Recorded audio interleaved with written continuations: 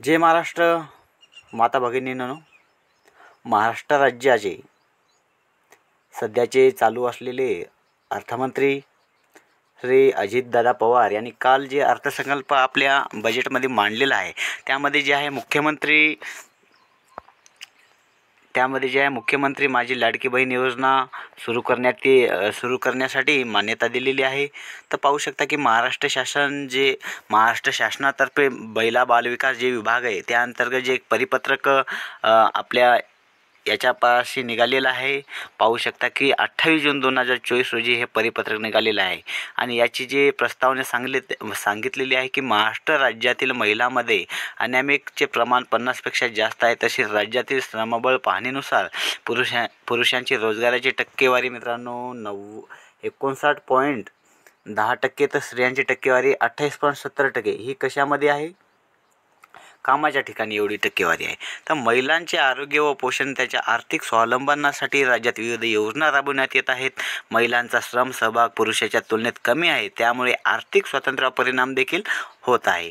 मग त्यामध्ये स्त्री पुरुष समान असो मित्रांनो, या अगोदर ज्या योजना राबवलेल्या स्त्रियांनाही पुरुषाप्रमाणेच हक्क आणि प्रदान दिले जातील, त्यांनाही त्यांच्या एवढेच मोबदला दिला जाईल। या उद्देशासाठी महाराष्ट्र राज्यातील अर्थमंत्र्यांनी मध्य प्रदेशच्या धर्तीवर माझी लाडकी योजना ही योजना मुख्यमंत्री माझी लाडकी बहीण योजना सुरू करण्याचा निर्णय घेतलेला आहे। तर आता तुम्ही पाहू शकता की महिलांच्या आर्थिक स्वातंत्र्यासाठी असो, त्यांच्या आरोग्य आणि पोषणामुळे साधारण कारणे कुटुंबातील मजबूत करण्यासाठी महाराष्ट्र राज्याचे मुख्यमंत्री महाराष्ट्र लाडकी बहीण योजना सुरू करण्यासाठी मान्यता दिलेली आहे। ते आपण पाहू शकता की आणि आपल्या माता भगिनीसाठी आनंदाची बातमी आहे मित्रांनो। या योजनेचा उद्देश काय असणार आहे? तर राज्यातील महिला व मुलींना पुरेशा सोयीसुविधा उपलब्ध करून रोजगार निर्मितीस चालना देणे हा उद्देश आहे। त्यांचे आर्थिक सामाजिक पुनर्वसन करणे हा एक उद्देश आहे।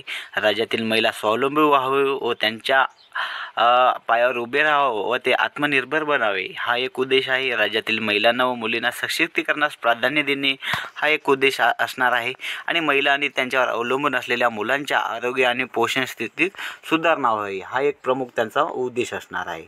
तर बघू शकता की योजनेचे स्वरूप कशा प्रकारे आहे मित्रांनो। तर पात्रता कालावधी दरम्यान प्रत्येक पात्र महिलेला त्यांच्या स्वतःच्या आधार लिंक केलेल्या थेट हस्तांतरण डायरेक्ट बेनिफिट ट्रान्सफर त्यांच्या डायरेक्ट बँक खात्यात दरमहा 1500 रुपये इतकी रक्कम दिली जाणार आहे।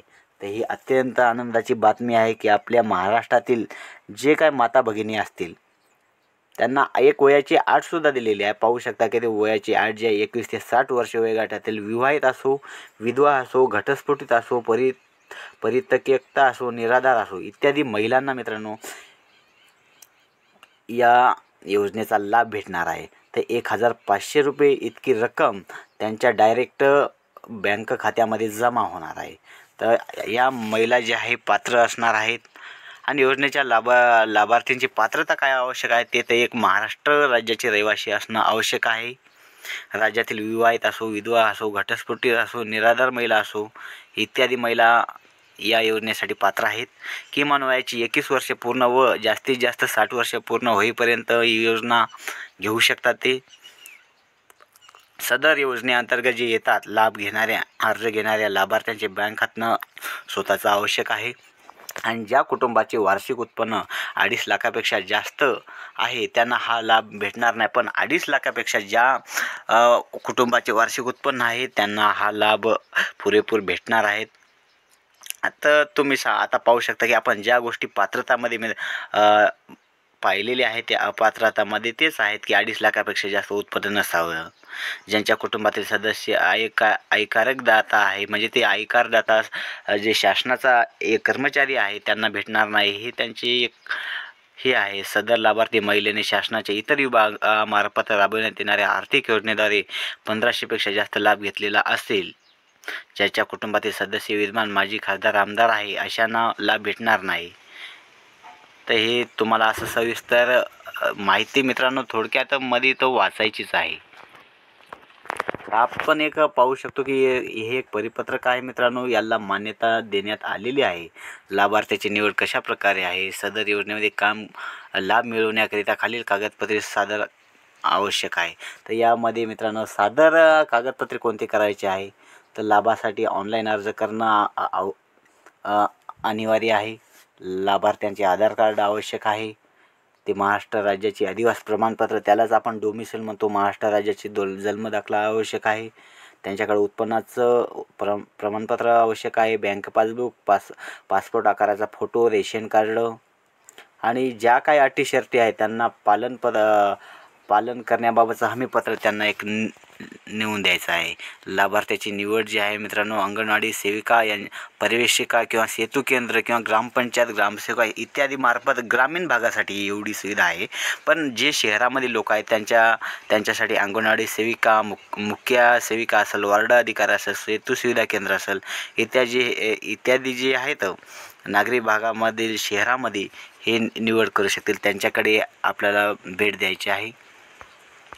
तर योजना जी आहे मित्रांनो ही 28 जून 2024 पासून अर्थसंकल्प सादर करताना मांडलेली आहे. या योजनेस मान्यता मिळालेली आहे. तर आपण थोडक्यात पाहू शकतो की हे जे आहे योजनेची प्रसिद्ध कालपासून हे झालेली आहे आणि मध्य प्रदेशच्या धर्तीवर ही महाराष्ट्रातसुद्धा ही योजना राबविण्यात आलेली आहे. त्या योजनेचा प्रमुख लाभ महाराष्ट्रातील तमाम माता बहिणींना होणार आहे. म्हणून याच्या अंमलबजावणीची कालमर्यादा आपण पाहू शकता की अर्ज प्राप्त करण्यास सुरुवात जी आहे 1 जुलै 2024 पासून होणार आहे आणि अर्ज करण्याचा शेवटचा दिनांक आहे 15 जुलै 2024 पासून होणार आहे. तर आपण याच्या अगोदर आपल्या जवळच्या अधिकाऱ्याशी बोलून हे करायचं आहे. आणि मित्रांनो अशा प्रकारे व्हिडिओ कशा प्रकारे वाटला तुम्हाला आम्हाला नक्की कमेंट बॉक्समध्ये लिहून कळवायचं आहे आणि अशाच नवनवीन व्हिडिओसाठी आमच्या चॅनलला फॉलो करायचं आहे. तोपर्यंत मित्रांनो इथंच थांबू. जय हिंद, जय महाराष्ट्र.